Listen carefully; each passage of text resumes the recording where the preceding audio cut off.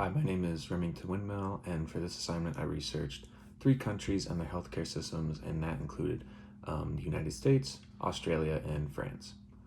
For the United States, the government healthcare system is Medicare.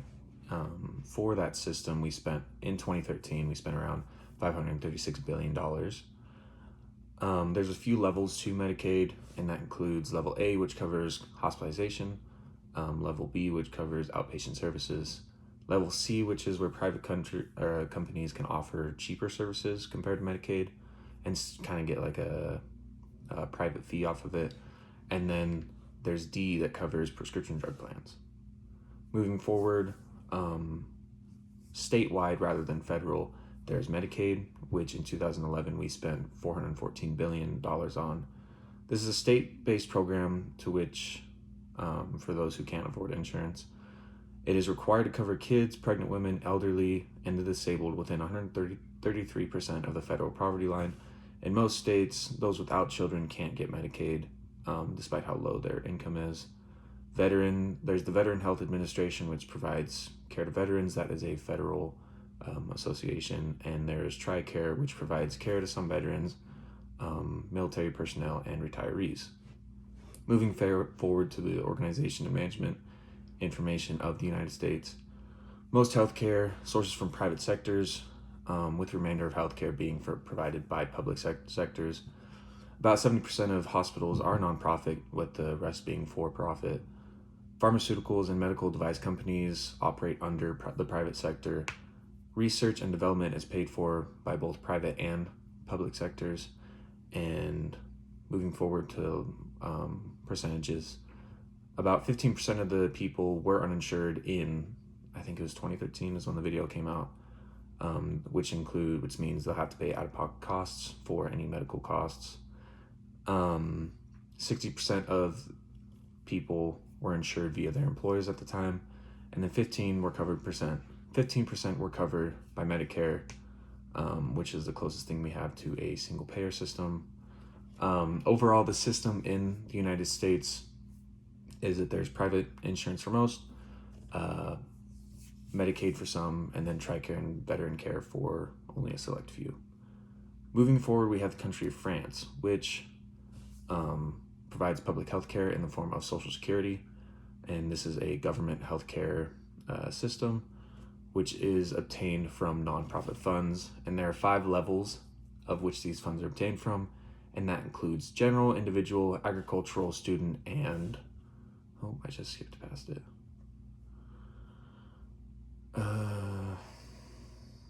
Student and public service. About 85% of the funds come from the general population, which makes up of 85% of people in France.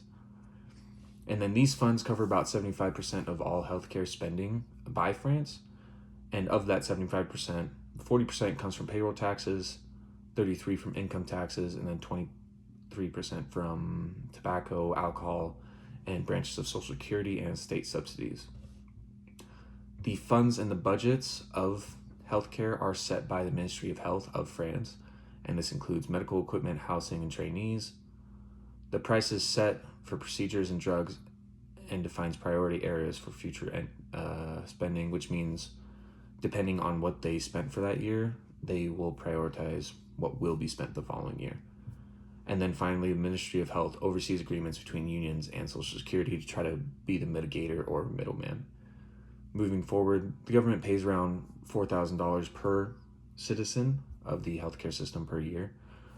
And then that's maybe a little bit spendy, but that's because Social Security covers about 70 to 80% of costs,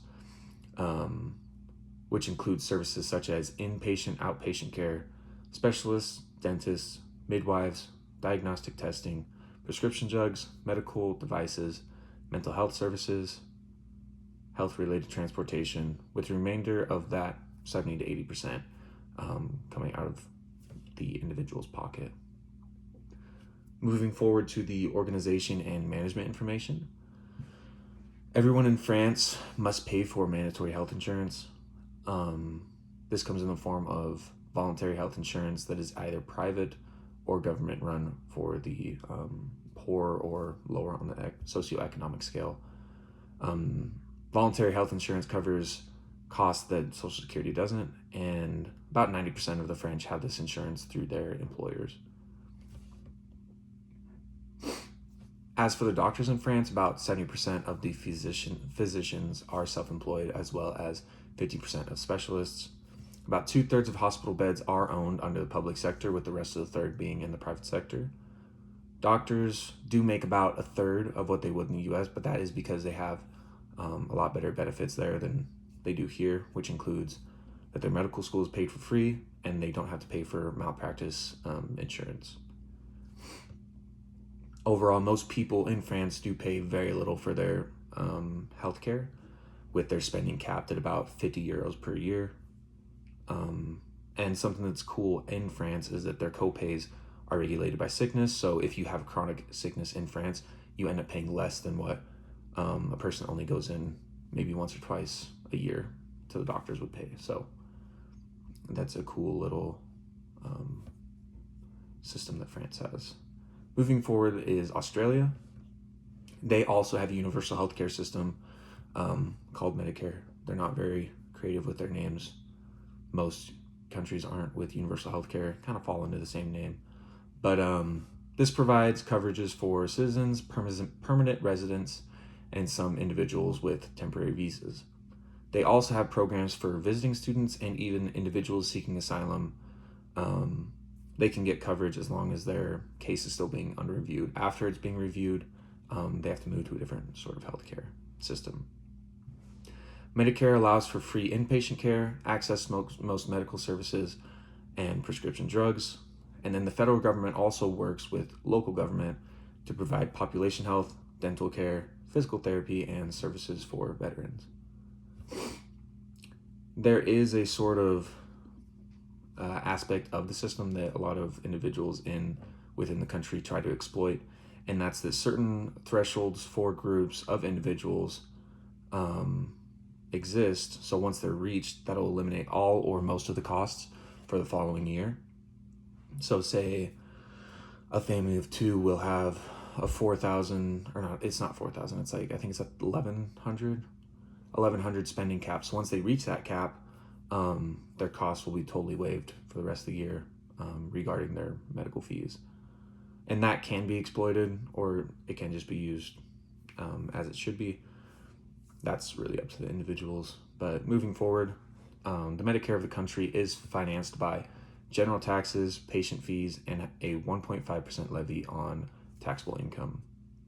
And in 2011, the government funded about 69% of spending, with that being about 43% federal level public spending, 26% state level public spending, and the remainder 31% coming from non-government sources.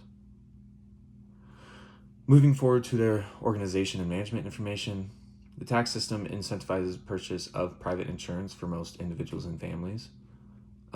There's policies enacted so that the purchase of private health insurance is incentivized before the age of 30, because after the age of 30, the rates go up by 2% every year that you do not buy it. So most of those systems kind of want you to get it before the age of 30. But if you don't, you can still rely on the public health care. Most of the primary doctors are self-employed and work in groups, with 8% being under contract of private agencies and the majority working in fee-for-service systems. There is a pay-for-performance system set up to increase the quality of care in Australia. And as for the hospitals, about 55% are public, 23% are private day hospitals, and then 21% are other types of private hospitals. Australia also uses generic drugs to keep pharmaceutical spending down. Any sort of name brand are bought in bulk to reduce costs. And overall, Australia has a robust public health care system with an overlay of private healthcare coverage that about half of the population uses. Sorry, my phone had an alarm go off. That about half the people use for exclusive care and services. As for my opinion, with the resources given and the videos given, France does seem like the most well-functioning system of the three, with Australia trailing behind and the US falling in last place. Focus on healthcare quality, France offers a wide variety of services that range from basic care to specialists, mental health services, maternal care, and whatnot that is paid for by their Social Security. So that's just their base level of insurance. That's not even talking about the private sector. As for their inclusivity, France's system ensures that most everyone within the socioeconomic range can receive health care in the form of either their Social Security care or their voluntary health care. As for their spending, the Ministry of Health ensures that spending is limited to what they need rather than what they can receive, or what they need rather than what they can possibly have, which is in part by the limiting of excessive medical equipment, excessive staff, and the mass bulk buying of pharmaceuticals. Overall, the people of France do pay less for health insurance. Doctors do get paid less, but they get better benefits. And the government regulates spending so that the former, the doctors and the people, do not have to pay it out of their pocket to kind of pick up the slack. That is the end of my assessment. I thought it was very informational to dive into these topics. I really enjoyed it. And I never knew that France had that sort of healthcare system, nor that Australia had that sort of healthcare system. And I think it puts into place the state that the US is in with falling in line with healthcare on the global scale. So, yeah, until next time.